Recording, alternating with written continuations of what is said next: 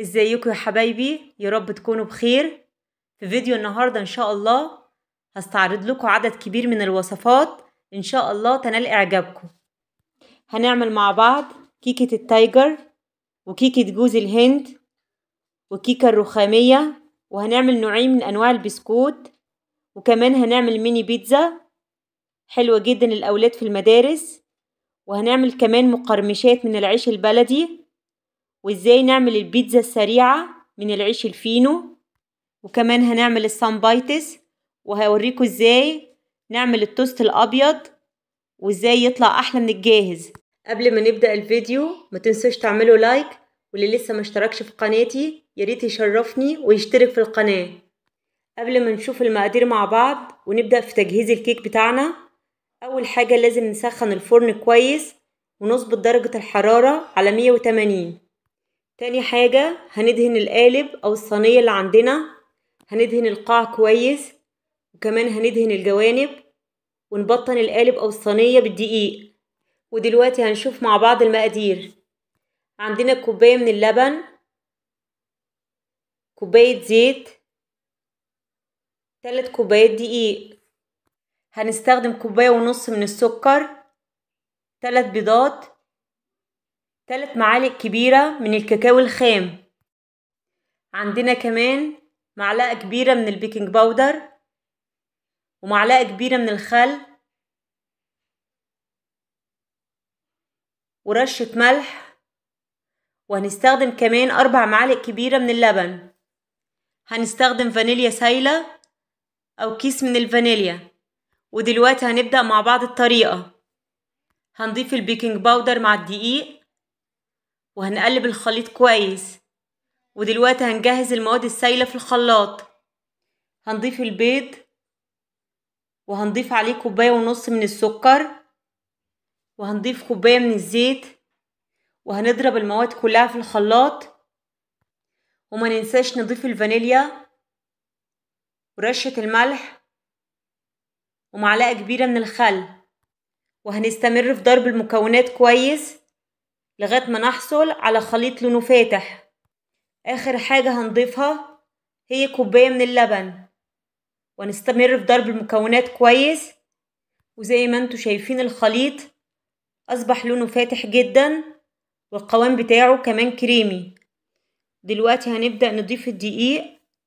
الدقيق يا جماعة نضيفه بالتدريج، أنا ضفته على 3 دفعات. أول دفعة حطيتها وهقلب المضرب كويس لغاية ما يختفي الدقيق تماما.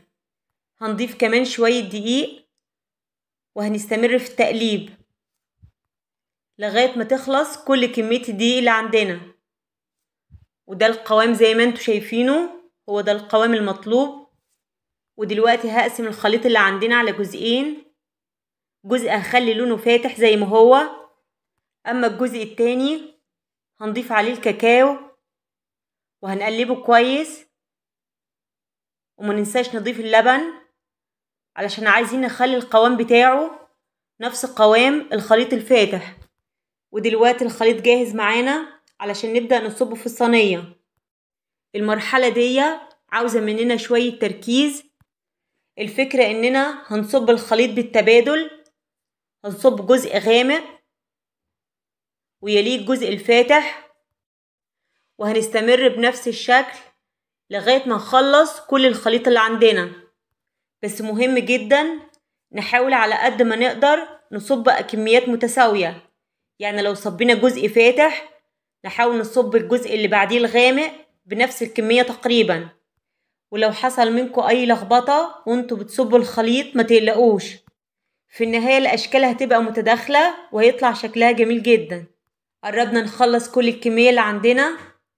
دلوقتي نجهز خلة او عود من الخشب علشان نقدر نعمل الاشكال الزخرفية اللي احنا عاوزينها. هنتحرك بالرسم من بره لجوه زي ما انتوا شايفين. هناخد كمان خط قصاد الخط اللي عملناه.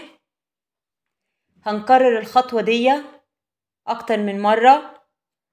طبعا انا مهما اشرح لكم شفوي مش هينفع، لازم تشوفوا بنفسكم علشان تعرفوا الاشكال دي اتعملت ازاي. ركزوا معايا.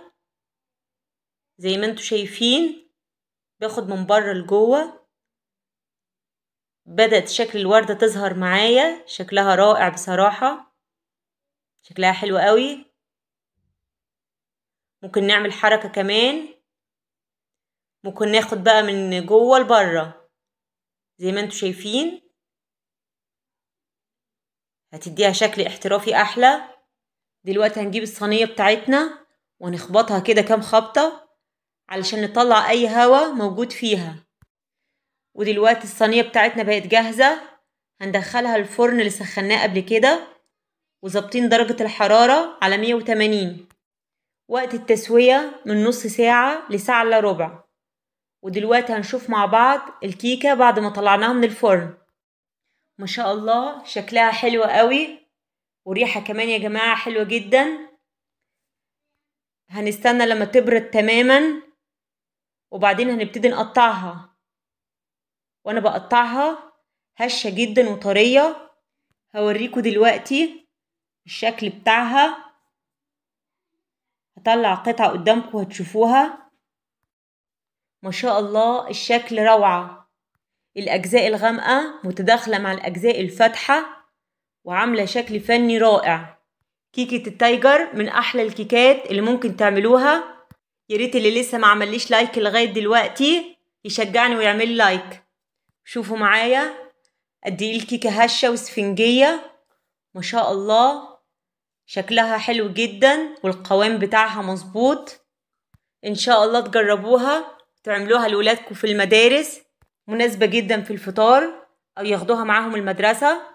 اكتبولي في التعليقات رأيكم في وصفة النهاردة، ولو في اي حد عنده اقتراح او فكرة يكتب لي وانا ان شاء الله انفذها الفترة الجاية. زي ما انتوا شايفين الكيكة مش مستحملة، هشة ودايبة وانا بقطعها وطعمها فوق الوصف. الوصفة التانية معانا وهي كيكة جوز الهند، كيكة هشة وسفنجية وطعمها لذيذ جدا. اول حاجة لازم نسخن الفرن كويس من 10 دقايق لربع ساعة ونظبط درجة الحرارة على 180. تاني حاجة هنعملها هنجهز القالب او الصينية اللي احنا هنعمل فيها الكيك وهندهنها بالسمنة او الزيت وهنرشها كويس بالدقيق. ودلوقتي يا حبايبي هنبتدي نشوف المقادير مع بعض. عندنا كوباية من جوز الهند المبشور، عندنا كوبايتين دقيق، كوباية وربع من السكر. هستخدم علبة زبادي الحجم اللي انتوا شايفينه. معانا كمان كوباية لبن، رشة من الملح، معلقة كبيرة من الخل، ومعلقة كبيرة من البيكنج باودر. في وصفة النهاردة هنستخدم بيضتين وهنستخدم نص كوباية من الزيت، وعندنا كمان كيس فانيليا وممكن تستخدموا فانيليا سايلة. وياريت تمشوا على المقادير اللي انا ذكرتها علشان تطلع معاكم الكيكة ناجحة وبالنتيجة اللي انتوا شفتوها. ودلوقتي هنبدأ مع بعض الطريقة. اول حاجة هنجهز المقادير الجافة. ضفنا معلقة من البيكنج باودر على الدقيق وهنبتدي نقلبهم كويس. ودلوقتي هنضيف جوز الهند المبشور وهنقلبهم كويس لغاية ما يختلطوا. انا حطيت كوبايتين من الدقيق على كوباية من جوز الهند المبشور. ودلوقتي هنجهز مع بعض المواد السائلة. اول حاجة هنضيف البيضتين وهنضيف عليهم كوباية وربع من السكر، وهنضيف كمان نص كوباية الزيت وعليها علبة الزبادي. وهنضرب المواد كويس لغاية ما الخليط يبقى ناعم وكريمي. ولازم الخليط لونه يبتدي يبقى فاتح. احنا هنشوفه الاول زي ما انتوا شايفين لسه لونه اصفر. في حاجات مهمة كان المفروض ابقى ضفتها من البداية، سامحوني يا جماعة ما كنتش مركزة علشان نادو ونوراي كانوا موجودين معايا وانا بصور. الحاجات دي هي الفانيليا ومعلقة خل ورشة من الملح. الحاجات دي مهمة جدا، بتقضي على اي زفارة موجودة في البيض وبتخلي الكيك لونه فاتح. هنستمر في ضرب المكونات. اخر حاجة هنضيفها معانا هي كوباية اللبن. هنضرب المقادير كويس مرة تانية في الخلاط. زي ما انتوا شايفين اللون بدأ يفتح معانا ازاي. خلاص بكده بقية المواد السايلة جاهزة معانا. نبتدي نصبها قدامكم. شايفين الخليط معايا ناعم ازاي، لونه فاتح وكريمي. هو ده القوام اللي احنا عاوزينه. ودلوقتي هنضيف المواد الجافة اللي جهزناها. هنضيفها على دفعات، وكل ما نضيف شوية هنقلب كويس بالمضرب. الكيكة من الحاجات السهلة جدا، لكن في شروط مهمة لازم نمشي عليها علشان تطلع ناجحة معاكم. من الشروط المهمة دي زي ما قلنا أول الفيديو إننا نسخن الفرن كويس ونظبط درجة الحرارة. وممنوع تماما نفتح الفرن في أول ربع ساعة علشان الكيكة ما تهبطش منك. شرط مهم كمان إن كل المكونات عندك لازم تكون في درجة حرارة الغرفة. المكونات دي زي البيض، اللبن، ولو استخدمتي مثلا سمنة أو زبدة. ودلوقتي نرجع للكيكة بتاعتنا. خلاص حطينا آخر دفعة من الدقيق وبنقلب كويس بالمضرب علشان نتأكد إن كل المكونات اختلطت كويس مع بعض. وده القوام المظبوط للكيكة بتاعت النهاردة. ودلوقتي هنبتدي نصب العجينة بتاعت الكيكة. ما شاء الله قوامها مظبوط معانا. ونحاول على قد ما نقدر نسوي السطح بتاعها علشان لما تستوي ما يبقاش في جزء اعلى من التاني. في حركة مهمة كمان بحب اعملها. هنمسك الصينية او القالب وهنخبطها كام خبطة كده علشان الكيكة تطلع اي هواء موجود جواها. ودلوقتي الصينية بتاعتنا جاهزة اننا ندخلها الفرن. وعلشان نتأكد انها استوت معانا هندخل في النص عود من الخشب او خلة اسنان، ولو طلعت نضيفة معانا يبقى كده الكيكة استوت. وده شكل الكيكة بتاعتنا بعد ما استوت وطلعناها من الفرن. وقت التسوية هتاخد معاكم من 30 ل 40 دقيقة. الكيكة الجميلة دي ممكن تسيبوها زي ما هي قبل التقديم، وممكن تدهنوا الوش بتاعها بعسل نحل او مربى او تحطوا عليها كريم شانتيه حسب الحاجات الموجودة عندكم. انا دهنت الوش بتاعها معلقتين من عسل النحل، ودلوقتي هرش عليها جوز الهند المبشور. ودلوقتي هنبتدي نقطع الكيكة. الكيكة يا جماعة طرية جدا وانا بقطعها. هنقطعها بالحجم اللي احنا عاوزينه. مستنية تعليقاتكم الحلوة لما تتفرجوا على الفيديو. وياريت اي حد عنده رأي او عايز وصفة معينة يكتب لي وانا ان شاء الله هنفذها له. ودلوقتي هطلع لكم قطعة علشان تشوفوها معايا. الكيكة زي ما انتوا شايفين ما شاء الله لونها فاتح جدا من جوه، والتسوية بتاعتها ممتازة. لونها حلو جدا من فوق ومن تحت. ريحتها كمان مميزة. ان شاء الله تجربوها وهتعجبكم قوي. وصفة النهاردة حلوة جدا على الفطار ومناسبة جدا للولاد في المدرسة لأنها مفيدة ومشبعة بالنسبة لهم. الكيكة هشة واسفنجية وانا مسكاها في ايدي عاملة زي الاسفنجة. شوفنا مع بعض قد ايه شكلها جميل. لازم نجرب الطعم كمان. وانا بقطعها طرية ودايبة. عاوزة ادوق منها علشان اقول لكم رأيي. بصراحة يا جماعة طعمها خطير. الوصفة التالتة وهي الكيكة الرخامية اللي بيبقى طعمها حلو قوي جنب الشاي. كيكة هشة وخفيفة. هتشوفوا قد ايه سهل في التحضير. هعملها لكم بالخلاط العادي من غير مضرب كهرباء ولا عجان. وصفة حلوة قوي ولذيذة. هندهن القالب او الصينية بزيت او سمنة. وغالبا النوع ده من الكيك بيتعمل في القالب اللي انتوا شايفينه. هندهن القالب كويس. هندهن القاع والجوانب.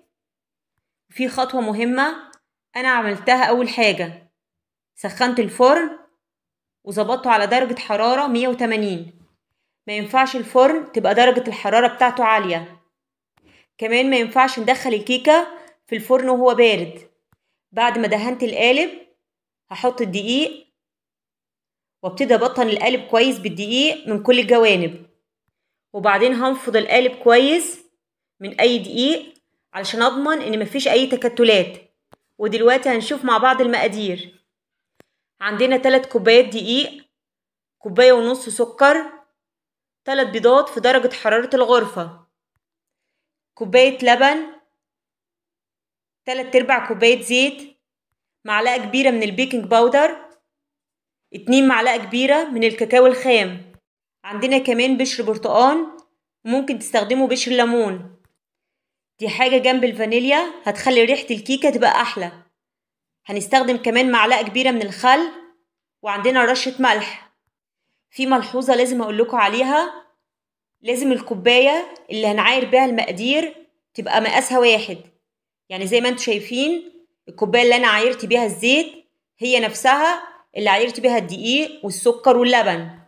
لازم المقادير بتاعتكم تبقى مظبوطة علشان الوصفة تطلع معاكم ناجحة إن شاء الله. ودلوقتي هنشوف مع بعض الطريقة.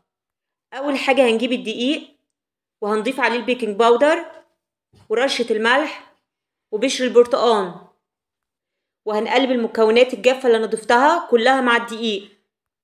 ودلوقتي هنعمل خليط سائل علشان نضيفه على الدقيق. هنضيف البيض مع الفانيليا، وهنضيف الزيت، وهنضيف السكر، وهنضرب المكونات دي كلها في الخلاط لغاية ما نحصل على مزيج لونه فاتح وكريمي. ودلوقتي هشغل الخلاط قدامكم وهنتابع مع بعض اللون بتاع الخليط والقوام بتاعه.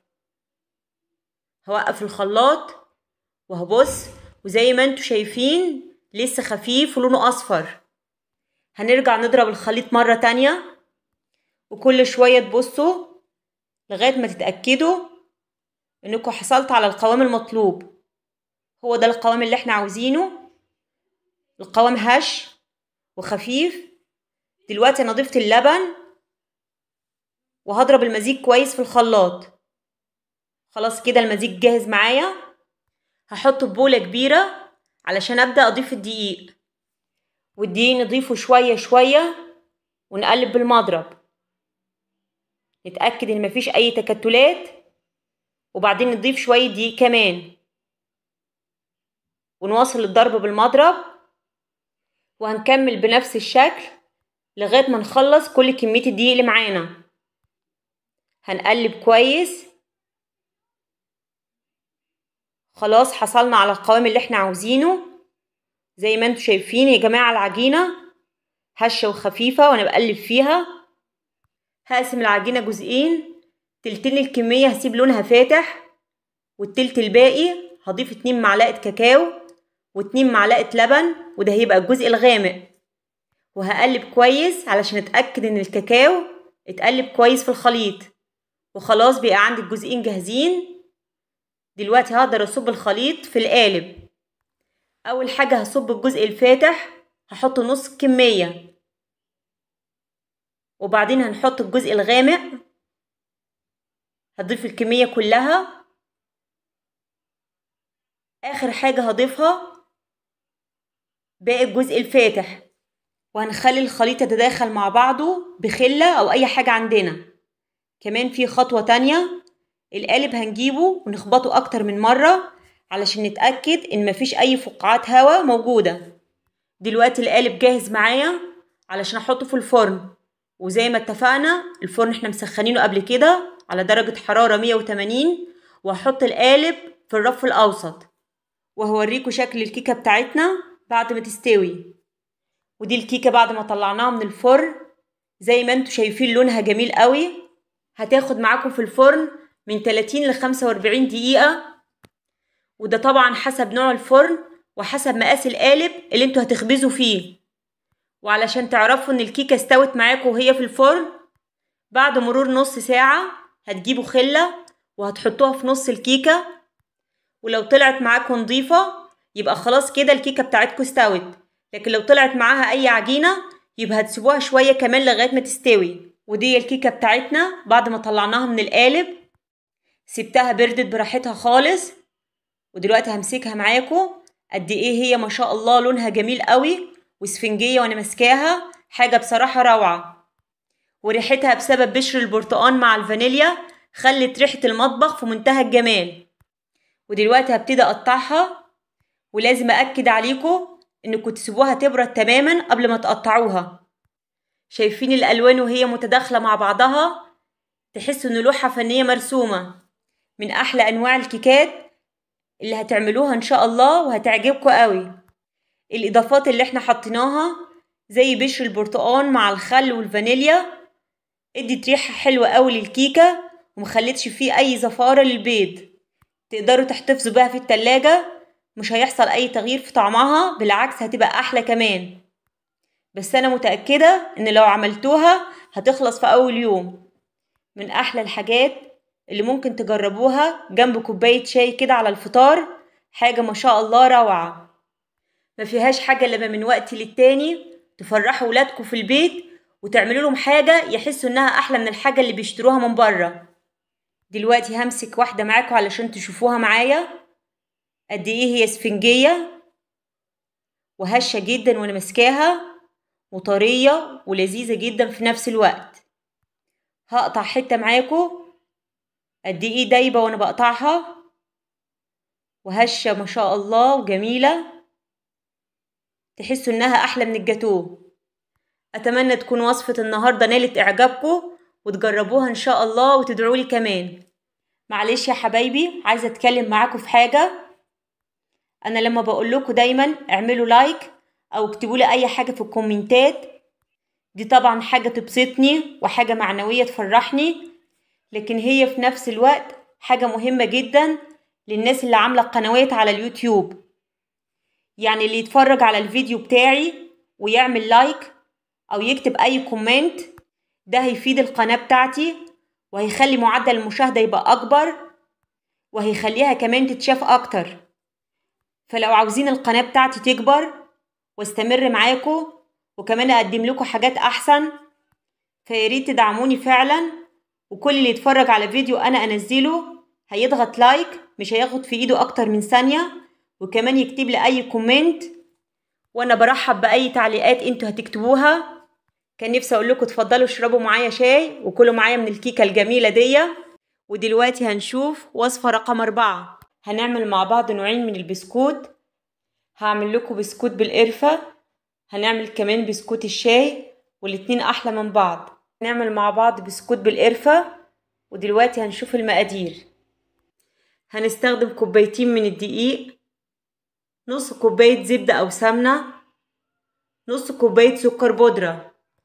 هنستخدم كمان معلقة صغيرة من البيكنج باودر، معلقة صغيرة من القرفة، والقرفة حسب الرغبة، لو عايزين كمية اكبر من كده براحتكم. هستخدم كمان رشة ملح، هنستخدم بيضة وفانيليا سايلة او كيس من الفانيليا. ودلوقتي هنشوف مع بعض الطريقة. اول حاجة هنحط السكر، وهنضيف الزبدة او السمنة، وهنضرب البيضة كويس وهنضيفها على الخليط. هنضيف كمان كيس الفانيليا وهنقلب المقدار كويس. عاوز السكر يدوب تماما وعايزة الخليط يبقى ناعم. ودلوقتي هنعمل المقادير الجافة. هنضيف رشة الملح للدقيق ومعلقة البيكنج باودر والقرفة، وهنقلب كويس. وهنضيف المقادير الجافة على الخليط السائل. هنحط الكمية كلها وهنبتدي نقلب كويس الأول بالمعلقة. نبتدي نخلط كويس الدقيق بالخليط السائل زي ما انتوا شايفين. وبعدين هنستخدم الإيد في العجن علشان نلم العجينة. مش عاوزين أي دقيق يبقى باين خالص في العجينة. زي ما انتوا شايفين العجينة لينة معانا ازاي، محتاجتش مني اضيف لها مية او اي لبن لان المقادير بتاعتها مظبوطة. لو حسيتوا انها بتلزق شوية في ايديكوا ممكن تحطوها في التلاجة. ودلوقتي هندهن الصينية كويس بالزيت قبل ما نبتدي التشكيل. العجينة هنشكلها على شكل كرات صغيرة، هنحطها متباعدة عن بعض، ونحاول على قد ما نقدر الكور تبقى متساوية. خلصنا أول صينية، وعلشان نديها شكل جمالي هنجيب شوكة، والأفضل ياريت لو دهناها بالزيت كويس، وهنبتدي نضغط بيها على الكور زي ما انتوا شايفين. اديتها شكل حلو قوي، وفي نفس الوقت فردتها كويس علشان تاخد التسوية المظبوطة. خلصنا أول صينية معانا، دلوقتي هنعمل الصينية التانية. عملنا نفس الخطوات. خلاص كده البسكوت جاهز معايا علشان ندخله الفرن. الفرن بتاعنا مسخنينه كويس، والبسكوت يدخل على درجة حرارة هادية علشان يطلع مقرمش معانا. ده البسكوت بعد ما طلع ما شاء الله لونه وريحته بصراحة آخر جمال. ودلوقتي هنعمل مع بعض بسكوت الشاي. عندنا 3/4 كوب زبدة، نص كوباية سكر بودرة، كوباية ونص من الدقيق، رشة ملح، معلقة صغيرة من البيكنج باودر، كيس فانيليا أو فانيليا سايلة. ودلوقتي هنشوف مع بعض الطريقة. هنجهز المقادير الجافة. هنحط رشة الملح والبيكنج باودر على الدقيق وهنقلبهم كويس، وهنعمل الخليط السائل. هنحط السكر مع الزبدة والفانيليا وهنقلب كويس لغاية ما الخليط يبقى ناعم معانا، السكر يدوب تماما. ودلوقتي هنضيف كمية الدقيق كلها، وفي البداية هنقلب بالمعلقة، وبعدين هنستخدم الإيد في العجن. هنحاول نلم العجينة، مش عايزين أي دقيق يبقى ظاهر أو باين في العجينة. زي ما انتوا شايفين العجينة معانا طالعة ناعمة. وبالنسبة لتشكيل البسكوت هنحط ورق زبدة وهنبتدي نفرد عليه العجينة. العجينة هنضغط عليها كويس علشان تبقى متماسكة، نضغط عليها بإيدينا أو ممكن كمان نستخدم النشابة لغاية ما العجينة تتفرد كويس علشان نبدأ نشكلها. أنا عايزة أعمل شكل دوائر، علشان كده جبت القطاعة اللي انتوا شايفينها. هبتدي أعمل شكل الدوائر اللي أنا عاوزاها، وبعدين هجيب صينية دهنتها بالزيت وهبتدي أحط القطعة اللي أنا عملتها. العجينة نحركها بشويش يا جماعة، نشوف حاجة تساعدنا كده واحنا بنحطها. عملت أول صينية، وبعدين هبتدي أعمل الصينية التانية. العجينة اللي اتبقت هنبتدي نلمها ونعمل نفس الخطوات اللي كانت قبل كده. أي عجينة تتبقى نفردها كويس ونبتدي نشكلها بالقطاعة. هنخلص الصينية التانية، وعلشان ندي البسكوت الشكل الجمالي زي البسكوت الجاهز اللي بنشتريه من بره هنستخدم خلة الأسنان أو الأعواد الخشب اللي عندنا علشان نعمل الشكل اللي انتوا شايفينه. ودلوقتي البسكوت جاهز معانا علشان نحطه في الفرن. درجة الحرارة تبقى هادية علشان البسكوت ما يتحرقش معانا. وده شكل البسكوت بعد ما طلع من الفرن. خلي بالكوا علشان هتحسوا انه طري شوية في البداية، هتسيبوه لغاية ما يبرد تماما، هيبتدي يتماسك ويبقى مقرمش وجميل. بالنسبة لحجم البسكوت ده حاجة ترجع لكم. انا عملت الدوائر حجمها كبير، لو انتوا عايزين الدوائر يبقى حجمها اصغر من كده هتستخدموا قطعات اصغر من اللي انا استخدمتها وهيبقى زي الجاهز بالظبط. بس بالنسبة للطعم يا جماعة صدقوني احلى بكتير من الجاهز. واهم حاجة درجة حرارة الفرن تبقى هادية اثناء التسوية. وده شكل البسكوت بتاعنا بعد ما برد تماما. عملت لكم النهاردة احلى بسكوت.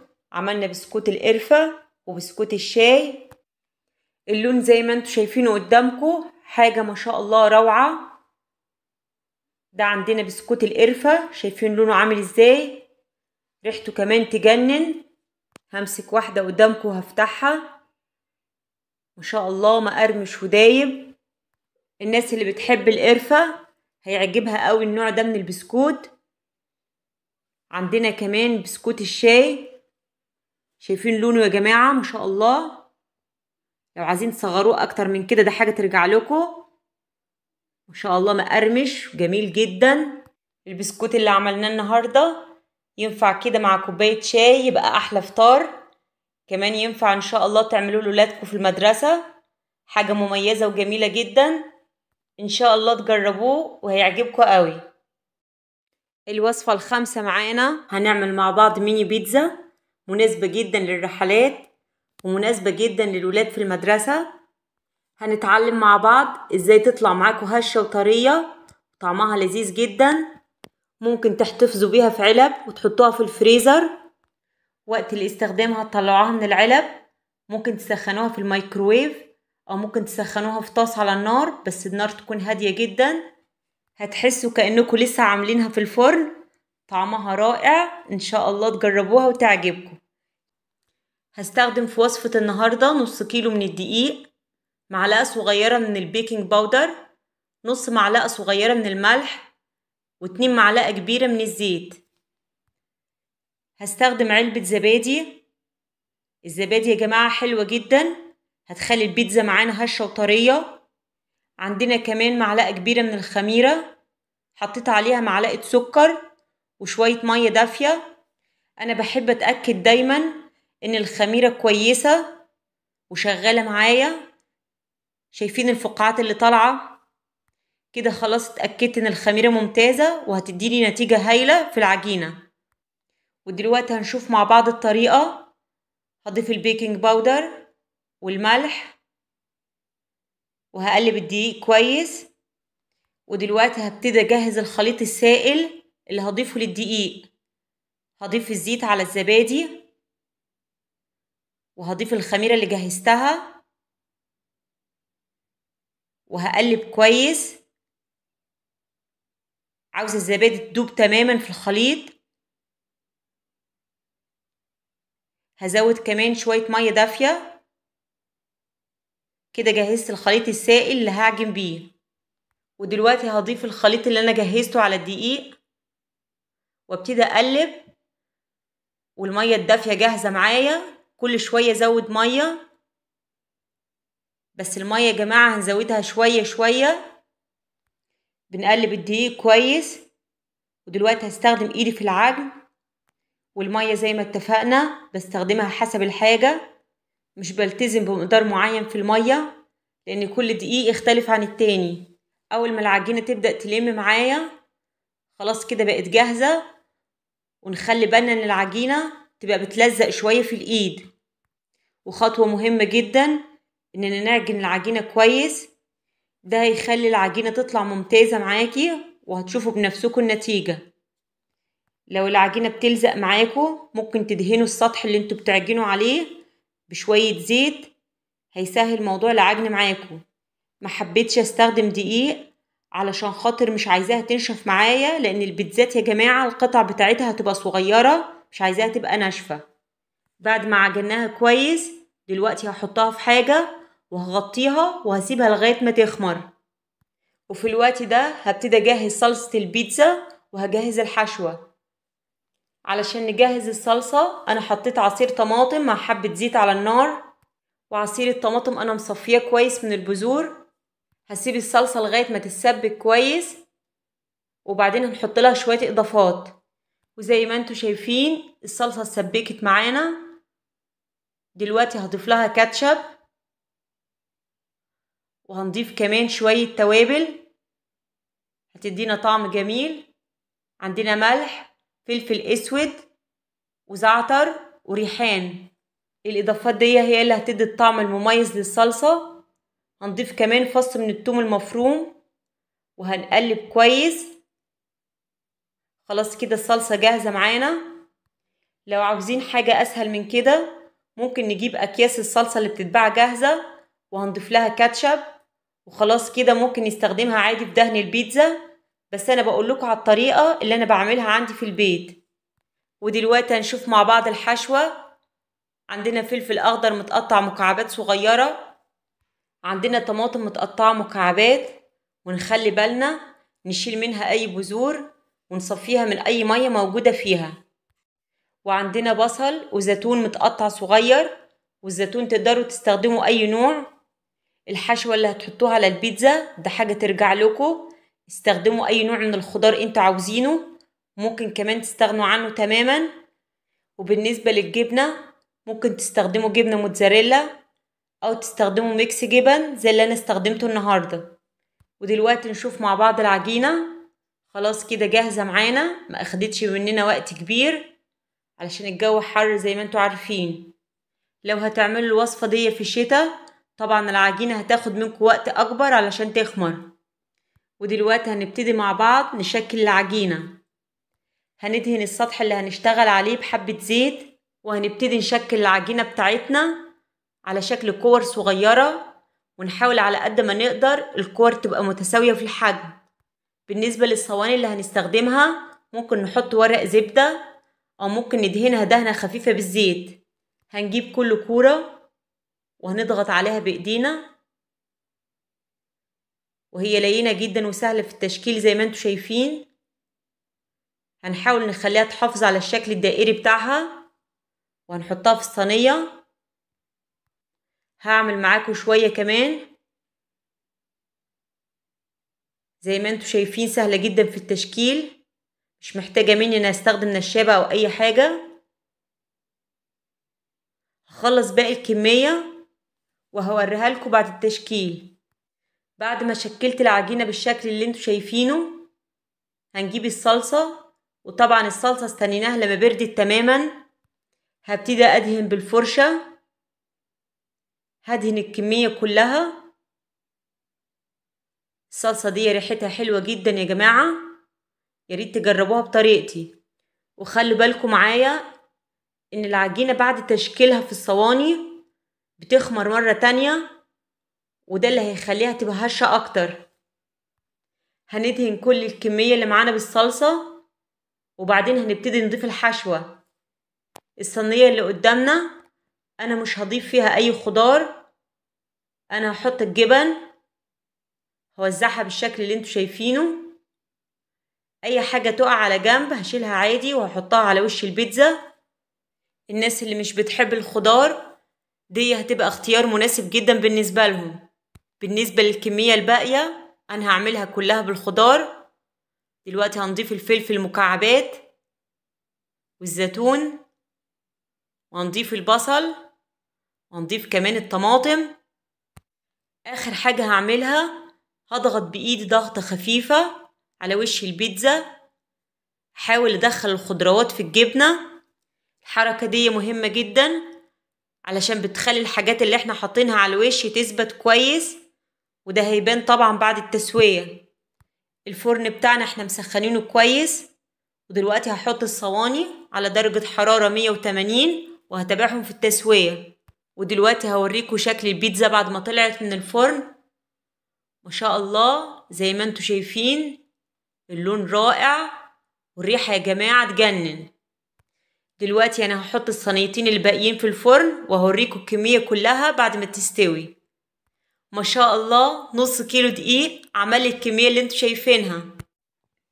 عملت لكم بيتزا بالخضروات وعملت كمان بيتزا بالجبنة، ما شاء الله الاتنين احلى من بعض.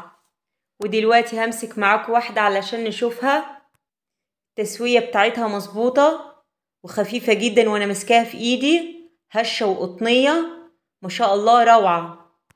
ونخلي بالنا واحنا بنسويها في الفرن ما نسيبهاش فترة طويلة علشان بتطلعش ناشفة. ودلوقتي نشوف النوع التاني اللي بالخضروات، طرية جدا وانا ماسكاها في ايدي وهشة زي ما انتوا شايفين. وصفة النهاردة احلى حاجة ممكن تعملوها لولادكم في المدارس. ودلوقتي هنشوف الوصفة رقم 6. هعمل لكم العيش المحمص اللي بيتقدم في محلات الكشري.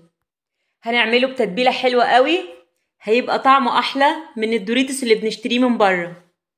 هنعمل مع بعض كمان بيتزا لذيذة واقتصادية في نفس الوقت، وكل مكوناتها موجودة عندنا في البيت. ياريت وانتوا بتتفرجوا دلوقتي على الفيديو تضغطوا لايك، مش هياخد في ايدكم اكتر من ثانية. اول وصفة هنعملها مع بعض النهاردة هي البيتزا السريعة. وزي ما عملت لكم البيتزا السريعة من العيش الفينو، النهاردة هعملها من العيش البلدي. هعملها اقتصادية جدا، حتى الجبنة الموتزاريلا مش هستخدمها، وهستخدم الجبنة البيضة اللي موجودة عندنا. أول حاجة هعملها هقطع العيش لأجزاء، وأنا بحب أقطع الرغيف ل4 أجزاء علشان ياخد معايا شكل المثلثات بتاعة البيتزا. وياريت تستخدموا المقص في التقطيع، هيبقى أسهل بكتير من استخدام السكين. هنقطع كل الكمية اللي معانا، وأنا استخدمت النهاردة 4 ترغيفة من الحجم الكبير، هتديني حوالي 16 قطعة من الحجم اللي انتوا شايفينه. ودلوقتي هنشوف مع بعض الحشوة اللي هنحطها على وش العيش. هنستخدم بصل، طماطم، فلفل أخضر، زيتون، ممكن تستخدموا أي نوع سواء أخضر أو أسود. أهم حاجة الخضروات اللي عندنا نقطعها مكعبات صغيرة جدا علشان هي مش هتاخد وقت كبير معانا في التسوية. هنستخدم كمان في الحشوة جبنة فيتا أو أي جبنة بيضة موجودة عندنا، أي نوع ينفع. أهم حاجة أنا عاوزة خليط كريمي علشان أعرف أدهنه على وش العيش. هنقلب الخضروات مع الجبنة كويس. كمية الخضروات اللي هنحطها أو كمية الجبنة دي حاجة ترجع لتقديركم، انتوا اللي عارفين قد ايه كمية العيش اللي هتستخدموها، وبالتالي تقدروا تحددوا كمية الحشوة اللي هتضيفوها. دلوقتي هرش رشة زعتر ورشة فلفل اسود على الخليط. الزعتر بيدي الوصفة ريحة جميلة وطعم مميز. انا هستخدم شبكة الفرن في التسوية، ولازم تكون الشبكة نظيفة، ما يبقاش فيها اي اثار لاي فراخ او كفتة او اي حاجة مشوية علشان العيش ما يتحرقش معاكم. هنرص العيش الكمية اللي احنا عاوزينها. انا هحط نص الكمية علشان انا عندي شبكة تانية هحط عليها النص الباقي، لكن انتوا لو عندكم شبكة واحدة عادي ترصوا كل الكمية كده زي ما انتوا شايفين جنب بعض، مفيش مشكلة.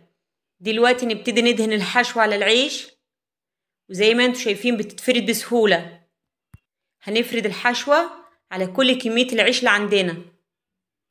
بعد ما نخلص كل الكمية هنحطها في الفرن، والفرن مسخنينه ودرجة الحرارة تبقى متوسطة. ومهم جدا يا جماعة ان احنا نتابعه في التسوية وكل شوية نبص عليه علشان ممكن يتحرق معاكم من غير ما تاخدوا بالكم. علشان تعرفوا اذا كان العيش خد التحميصة اللي انتوا عاوزينها ولا لسه، هتمسكوا واحدة من القطع وهتبصوا فيها من الجنب اللي تحت.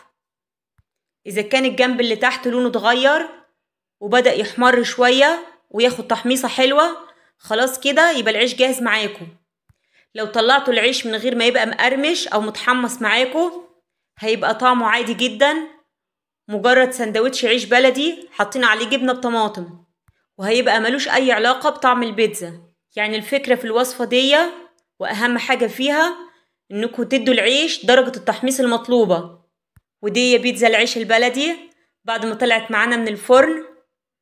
الجبنة ساحت، اللي يشوفها يفكر انها جبنة موتزاريلا مع اننا استخدمنا جبنة بيضة، لكن طلعت سايحة معانا وجميلة، والخضروات كمان دبلت واستوت شوية. ريحة العيش البلدي وهو متحمص حلوة قوي. هنشوف واحدة مع بعض وانا ماسكة العيش مقرمش، اللون من تحت جميل، خلاص خد اللون المطلوب اللي انا عاوزاه. الطبقة اللي عليها الخضار والجبنة طرية ولذيذة، والطبقة اللي من تحت مقرمشة. هحاول اكسر حتة. ما شاء الله وصفة روعة. ودلوقتي هنعمل مع بعض الوصفة التانية، وهي العيش المحمص اللي بيتقدم في محلات الكشري، او في ناس بتقول عليه الدوريتوس. هنقطع الرغيف شرايح طولية وهنحاول نعمل منه مثلثات. ممكن تقطعوا العيش بأي شكل انتوا عاوزينه، ممكن يبقى مستطيلات او مربعات، لكن لو عاوزين تعملوا شكل الدوريتوس اللي بيبقى جاهز وبنشتريه اعملوا شكل مثلثات. العيش اللي هنعمله النهاردة انا هسويه في الزيت زي ما بيعملوا في المحلات، وهقليه زي الشيبسي او البطاطس. لكن العيش اللي بيتعمل منه فتة انا بحب احمصه في الفرن، بيبقى طعمه احلى. خلصت تقطيع كل الكمية اللي معايا. انا استخدمت 3 ترغيفة، انتوا براحتكم استخدموا الكمية اللي انتوا عاوزينها. سخنا الزيت على النار، ودلوقتي هنبتدي نحط العيش. الزيت ما يبقاش سخن قوي علشان العيش ما يتحرقش معانا. النار تبقى متوسطة وما نقلبش في العيش في البداية علشان العيش بيبقى طري جدا مش عايزينه يتقطع. اول ما يبتدي يتماسك نبتدي نقلب فيه، هنقلب كل شوية، مش عاوزين يبقى فيه جنب احمر اكتر من التاني. لو لقينا حاجة احمرت جامد هنطلعها عادي ونسيب الباقي يكمل تحميره. اهم حاجة التقليب المستمر، عاوزين الكمية كلها تاخد تسوية واحدة علشان في النهاية تبقى واخدة نفس اللون. خلاص العيش زي ما انتوا شايفينه لونه بدأ يغير ازاي ويدخل في التحمير. بس في ملحوظة مهمة لازم تاخدوا بالكم منها، ما تسيبوش العيش لغاية ما يحمر جامد وبعد كده تطلعوه علشان هو لونه بيغمق بعد ما بيطلع. خلاص العيش بقى جاهز معايا علشان نطلع الكمية. هنبتدي نطلعه على ورق تنشيف او على مناديل مطبخ علشان بيبقى شارب زيت كتير واحنا عايزين نطلع كمية الزيت اللي زايدة، عاوزين نديله طعم جميل. علشان كده هنستخدم معاه تتبيلة هتخلي طعمه حلو قوي. عندنا ملح، فلفل اسود، بابريكا، كمون. هنقلب مكونات التتبيلة كويس وبعدين هنرشها فوق العيش. وخلي بالكم ما نكترش كمية الملح علشان العيش ما يطلعش حادق معاكم، ونراعي ان العيش يبقى سخن واحنا بنحط التتبيلة علشان يبان طعمها اكتر مع العيش. ودلوقتي الدوريتوس جاهز معانا زي ما انتوا شايفين لونه ما شاء الله احلى من الجاهز. وبالنسبة للطعم لو عاوزين تستخدموا طعم الجبنة او طعم الشطة والليمون اللي بتشتروه من عند العطار مفيش مشكلة، بس انا شخصيا بحب التتبيلة اللي استخدمتها النهاردة، بحس ان هي مناسبة اكتر. عاوزاكم تسمعوا معايا صوت القرمشة.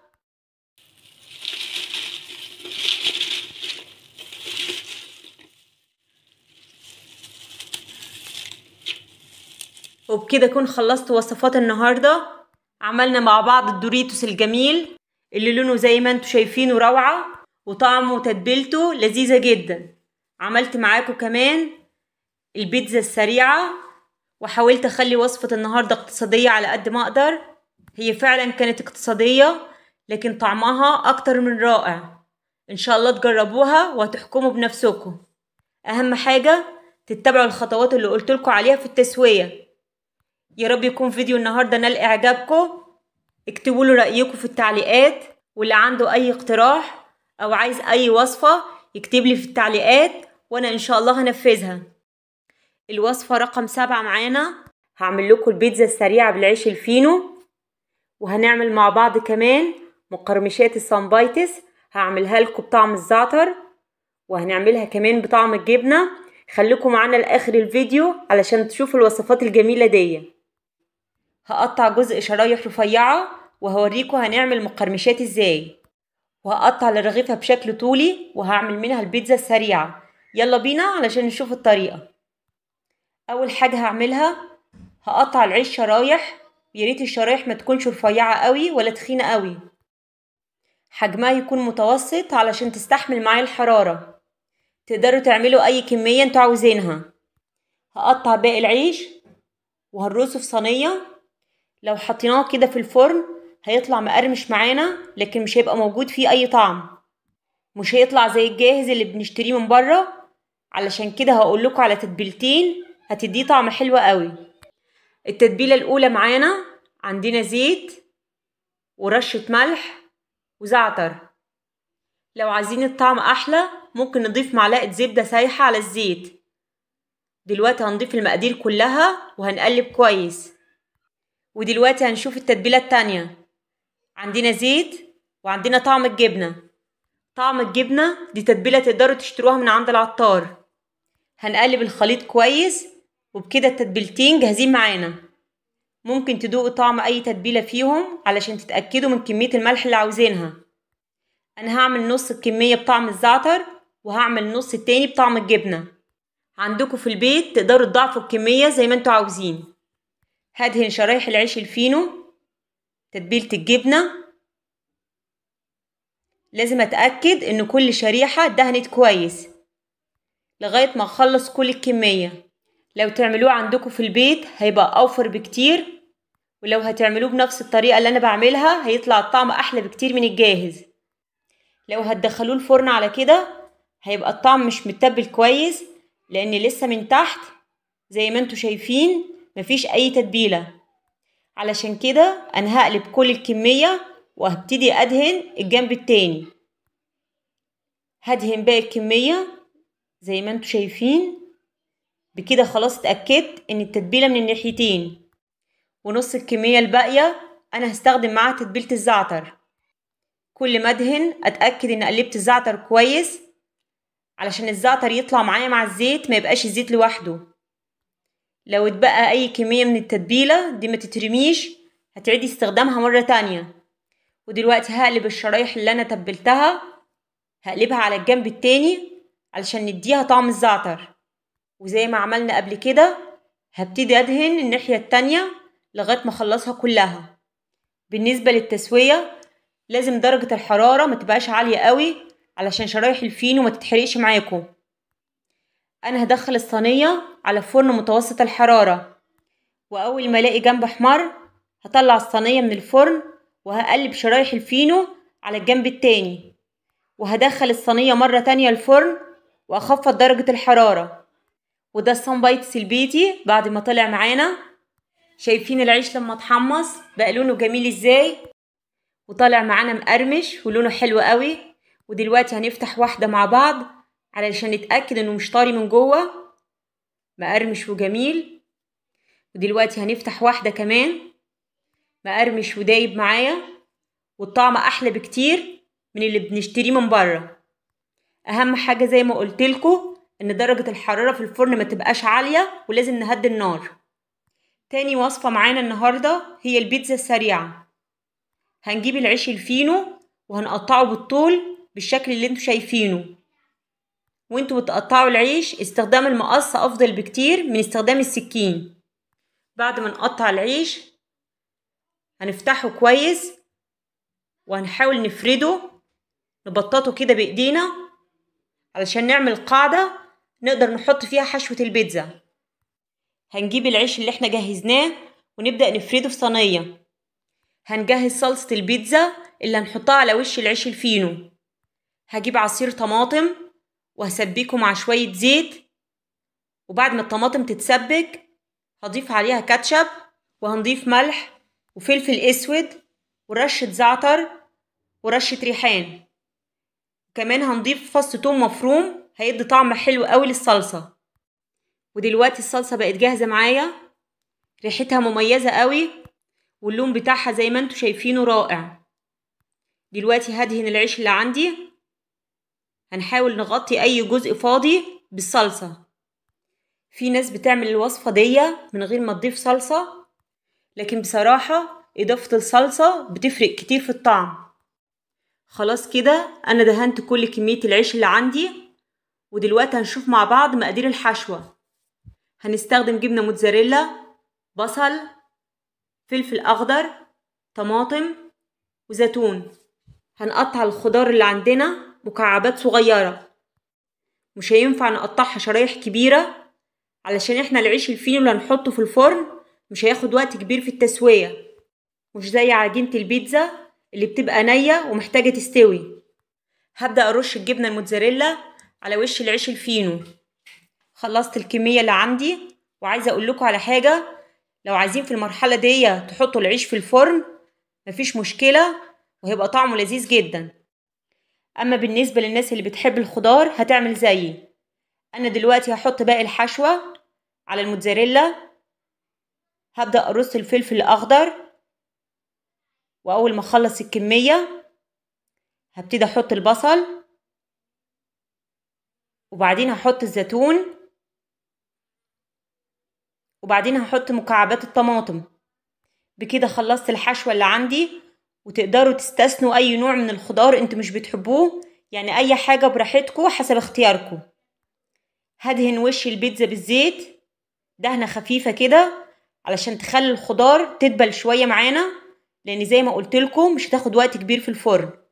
نخلي بالنا جدا عند التسوية، الفرن درجة الحرارة ما تبقاش عالية لان ممكن البيتزا تتحرق منكم. وكل شوية نفتح الفرن ونبص عليها لغاية ما الجبنة تسيح. ودي البيتزا السريعة بعد ما طلعت معانا، الجبنة خلاص ساحت والعيش الفينو خد لون جميل. هحاول امسك رغيف من الرغيفة اللي عملتها، معلش علشان العيش سخن شوية. زي ما انتوا شايفين اللون هو ده اللون اللي احنا عاوزينه، لون محمر وجميل بس في نفس الوقت مش محروق، والعيش فيه حتة قرمشة لذيذة علشان خاطر خلينا درجة الحرارة مش عالية وهدينا الفرن. فالعيش خد تحميصة حلوة خلت لونه جميل وطعمه رائع.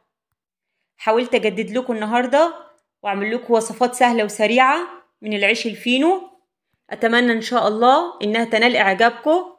عملنا مع بعض البيتزا السريعة هتعجبكم قوي، وخاصة لو عندكم اطفال. عملنا كمان مقرمشات السمبايتس، عملتها بطعم الزعتر طعمها حلو قوي، وعملتها كمان بطعم الجبنة. وزي ما انتوا شايفين الكمية كبيرة ازاي. الطبق الواحد اللي انتوا شايفينه من السمبايتس انا استخدمت فيه رغيفين فينو، وانتوا احكموا بنفسكم. لما بتشتروا من بره بيبقى الكيس الجاهز فيه كمية صغيرة قد ايه. ياريت كل اللي شاف الفيديو يدعمني ويعملي لايك، واكتبوا لي في الكومنتات رأيكم في وصفات النهاردة. اخر وصفة معانا التوست الابيض، وهنتعلم مع بعض ازاي نطلعه هش وخفيف وسفنجي زي الشكل الجميل اللي انتوا شايفينه. ودلوقتي هنشوف مع بعض المقادير. عندنا نص كيلو من الدقيق الابيض، وانا عملت معاكم قبل كده توست القمح الكامل. الناس اللي عاوزة تعرف الطريقة هسيب لكم اللينك بتاعه في صندوق الوصف. ودلوقتي هنكمل المقادير مع بعض. عندنا كمان نص معلقة صغيرة من البيكنج باودر، رشة ملح، كوباية من اللبن الدافي. اللي عاوز يستبدل اللبن بالمية الدافية مفيش مشكلة، بس انا حبيت استخدم لبن علشان التوست يبقى غني اكتر. عندنا كمان معلقتين من الزيت زائد معلقتين من الزبدة. عندنا معلقة كبيرة من الخميرة زائد معلقة كبيرة من السكر، دوبتهم في حبة مية دافية. دلوقتي هنضيف رشة الملح والبيكنج باودر على الدقيق، وهنقلبهم كويس لغاية ما يختلطوا. ودلوقتي هنجهز المواد السائلة. هنضيف سائل الخميرة على اللبن، هنضيف كمان الزبدة والزيت، واللي عاوز يستخدم الزيت مفيش مشكلة، بس أنا حبيت أضيف زبدة علشان تدي طعم أحلى. ودلوقتي ضفنا المواد السائلة على الدقيق وهنقلب كويس، وهحط جنبي مية دافية علشان العجن. والمية مش هنضيفها مرة واحدة، أنا هستخدم حبة حبة حسب احتياجي وأنا بعجن. زي ما انتوا شايفين هنقلب كويس، مش عاوزة أي دقيق يظهر. ودلوقتي هحط العجينة وأبدأ أعجن فيها كويس. الخطوة دي مهمة جدا علشان العجينة تطلع معاكي مظبوطة. شوف العجينة بدأت تبقى ناعمة ازاي. خلاص لمينا العجينة زي ما انتوا شايفينها. نبدأ نحطها في حاجة وهنسيبها لغاية ما تختمر معانا. أخدت معايا حوالي ساعة لغاية ما خمرت، وده طبعا بيختلف من الصيف للشتاء. ودلوقتي هاخد العجينة هدهن تحت العجينة دهنة خفيفة بالزيت علشان أقدر أفردها، وابتدي أجهز القالب اللي أنا هحط فيه التوست. هدهنه كويس، هدهن القاع والجوانب بالزيت. ودلوقتي هبتدي أفرد العجينة. العجينة ما شاء الله بتتفرد معايا بسهولة، المقادير بتاعتها مظبوطة واتعجنت كويس وخدت وقتها المظبوط في التخمير. العجينة هنفردها على شكل مستطيل علشان نقدر نشكلها في قالب التوست زي ما احنا عاوزين. الشكل لو مش متظبط معاكي هتبدأي تفردي كده بإيديكي وتظبطي علشان تاخدي شكل المستطيل المظبوط. وعلشان الموضوع يبقى أسهل هتجيبي قالب التوست وتقيسي القاع من تحت وتظبطي نفس المقاس. دلوقتي هنبتدي نلف العجينة، هنلفها على شكل رول زي ما انتوا شايفين. هنلفه بنبرم بإيدينا كده. الجزء اللي من تحت ده اللي انتوا شايفينه نبتدي نقفله كويس، ده هيبقى من تحت في القاع مش هيبقى باين. وهنظبط الشكل كويس بإيدينا. ودلوقتي نجيب قالب التوست وناخد المقاس المظبوط، نسوي الأطراف بإيدينا ونحط العجينة بتاعتنا في القالب، وهنجيب القالب ونبتدي نضغط بإيدينا كويس. الحركة دي مهمة علشان عاوزين التوست بعد ما نطلعه من الفرن ويبقى مستوي ميبقاش فيه حتة عالية وحتة واطية. دلوقتي هنغطي التوست وهنسيبه يخمر مرة تانية. يعني العجينة بتاعتنا بتحتاج مرتين علشان تخمر. وده شكل العجينة بعد ما خمرت معانا، ما شاء الله الحجم تضاعف. في ناس بتحب تدهن الوش بتاع التوست بالبيض، بس انا هسهل عليكم الموضوع. انا هدهنه دهنة خفيفة بالزيت علشان الوش يحمر. الفرن بتاعنا طبعا احنا مسخنينه كويس، ودلوقتي ظبطت درجة الحرارة على 200 وهحط التوست بتاعنا وهوريهولكوا اول ما يستوي. ده التوست بعد ما طلعته من الفرن. في حركة مهمة هعملها علشان التوست يبقى معايا طري. هجيب فوطة، طبعا انا مخصصاها للحاجات اللي زي كده، هبلها كويس بالمية وعصرها وهغطي بيها التوست واسيبه فترة لغاية ما يطرى معايا. بعد ما تمر 5 دقايق هحوش الفوطة واتأكد انه خلاص بقي طري. ودلوقتي هشيله من القالب علشان يتهوى كويس معايا. بسم الله. ده شكل التوست بعد ما طلعته يا جماعة من القالب، ما شاء الله خفيف جدا في ايدي وهش وسفنج جدا. وعاوزة اقول لكم الريحة يا جماعة في منتهى الجمال. من اكتر الحاجات اللي بتديني احساس بالسعادة ريحة المعجنات في البيت. ما شاء الله يا جماعة فعلا تحس انه في خير في البيت. طبعا قبل ما نقطعه لازم نستنى لما يبرد تماما، لكن انا بصراحة ما قدرتش امسك نفسي وقطعت شريحة واحدة علشان اوريكم الشكل من جوه قد ايه جميل. البخار طبعا لسه بيطلع من التوست، علشان كده هستنى لما يبرد. شايفين سفنجي ما شاء الله وهشة قد ايه. ودلوقتي بقطعه بعد ما سيبته حوالي ساعتين. لو عاوزينه في افضل حالاته هتعملوه بالليل وتقطعوه الصبح هيبقى مثالي. وصفة النهاردة من الوصفات ان شاء الله اللي هتجربوها وهتعجبكم. هتبقى بديل للعيش الفينو. طبعا ولادنا زي ما انتوا عارفين عاوزين التغيير، كل فترة تعملوا لهم حاجة، وانا عاملة اكتر من وصفة في القناة اللي عاوز يرجع لها. شايفين الشريحة وانا ماسكاها في ايدي قد ايه خفيفة ومسامية، روعة يا جماعة. ممكن تعملوا التوست بالدقيق الابيض زي ما انا عملت النهاردة، وممكن كمان تعملوه بالقمح الكامل. وهقول لكم على شوية افكار علشان تعملوا سندوتشات تنفع للمدرسة او تنفع للعشاء. ممكن نجيب الجبنة ونفردها على التوست.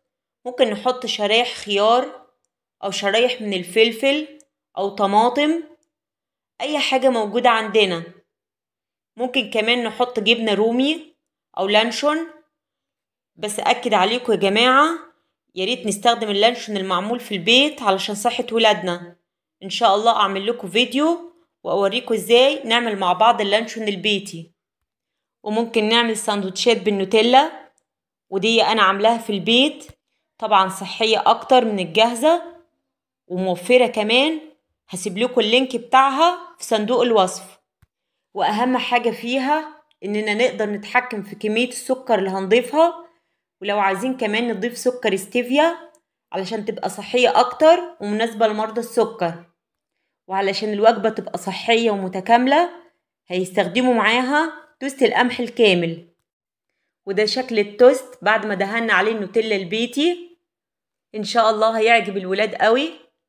افكار كتيرة ممكن تعملوها من التوست. انا اكتفيت بالافكار بتاعت النهاردة علشان وقت الفيديو. اتمنى يكون فيديو النهاردة نال اعجابكم.